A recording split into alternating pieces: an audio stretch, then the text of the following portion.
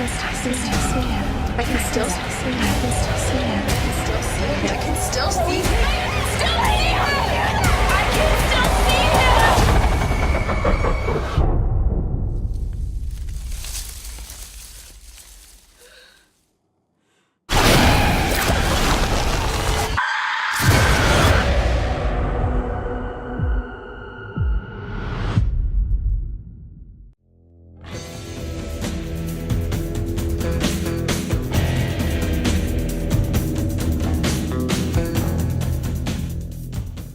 Hello once again, watchers of Good Movies. My name is Nick Pell, and this is my review of Slender Man. Now, this film is based on the fictional character of Slender Man, and it is a fictional story. It's not based on the tragedy which happened in Wisconsin a couple of years back, so there's no relation of that. Like I said, fictional story, completely original, but takes the idea of this character, Slender Man, and basically tells a story regarding 4 teenage girls and their accidental summoning of him. Main plot of this film is that we have these 4 friends, they're longtime high school friends or whatnot.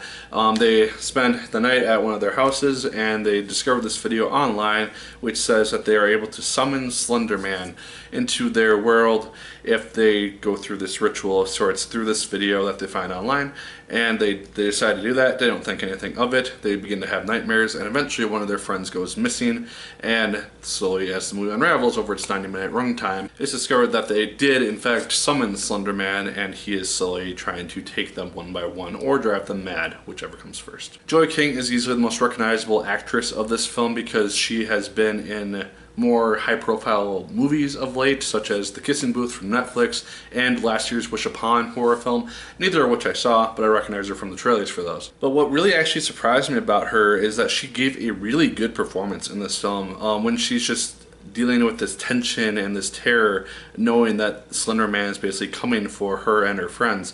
It's really well expressed and really well done, and she is probably my favorite actress in this film just because of how good her performance was. Now, like I said, Joey King being the most recognizable actress of this film, I expected her to be kind of the main focus as the main actress, main character of this movie because she's just the most well known.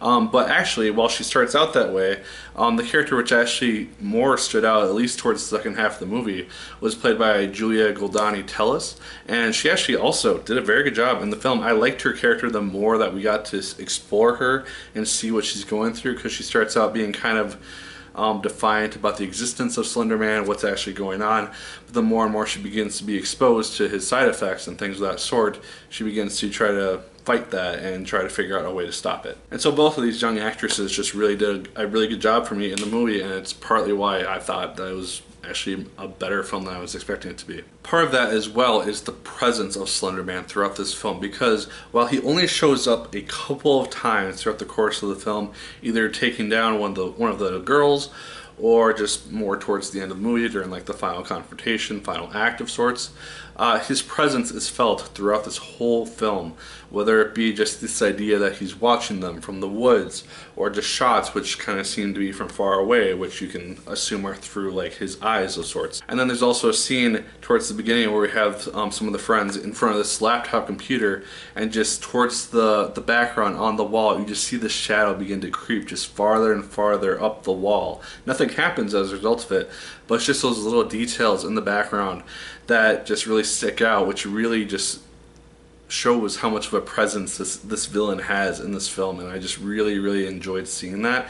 Another part of it is obviously a lot of people are going to know this character from the very popular game which came out a number of years back now, where it's like the Lost Pages, I think, or something of that sort, where you're basically a person in the middle of the woods trying to find these 6 pages and escape before Slender Man finds you. And a lot of the scenes in this film which deal with Slender Man are taking place in woods. They don't have them tracking down pages, but it is taking place in the woods, and so it is kind of a callback of sorts to that game and to that sense of terror. That being said, when Slender Man is on screen, especially towards the end, it doesn't look the best in regards to CGI. I don't know how they exactly did it with his character, but it looks kind of like a video game. Honestly, it didn't look the best in regards to realism, especially when he just does these kind of more monstrous things.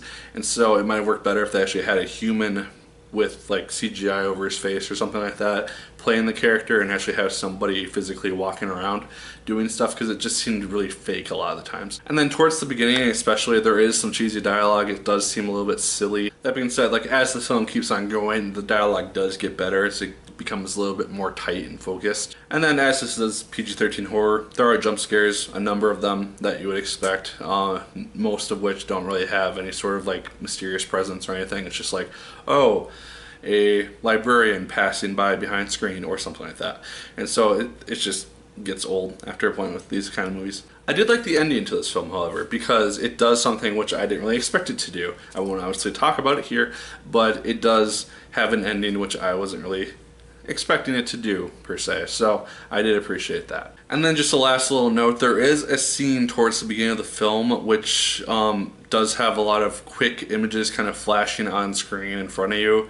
The scene goes on for maybe 30 seconds. It's not straight, just those scenes. It does cut back and forth a little bit, but it does have those scenes. So if you are someone who suffers from like seizures induced by those types of things, just take note of that and maybe look away from the screen when you can kind of tell it's about to happen or it just starts. But guys, honestly, despite the faults that I had with this film, it was actually a really good time at the theater. I thought it was one of the better PG-13 horror films of late, and while it doesn't have the best story necessarily, I really enjoyed how this film ended up going progression wise. Joey King and Julia Goldani tell us they actually really did a good job delivering this film and selling this really terrified aspect of it. And I just thought that the overall presence of Slender Man in this film was just really, really well done. Honestly, kind of better than Pennywise and It, honestly, in my opinion. I just kind of wish that the CGI for Slender Man in general would have just been a little bit more polished and a little bit more fresh. But the film was delayed from May to here, so maybe they polished it more than it was originally. But guys, those are my thoughts on Slender Man. Let me know yours in the comments down below. Did you like it as much as I did? Did you hate it more than I did? Let me know. Like, favorite, comment, and subscribe. Once again, if you so choose, I appreciate it immensely. And as always, my people, my name is Nick Pell. And once again, keep watching.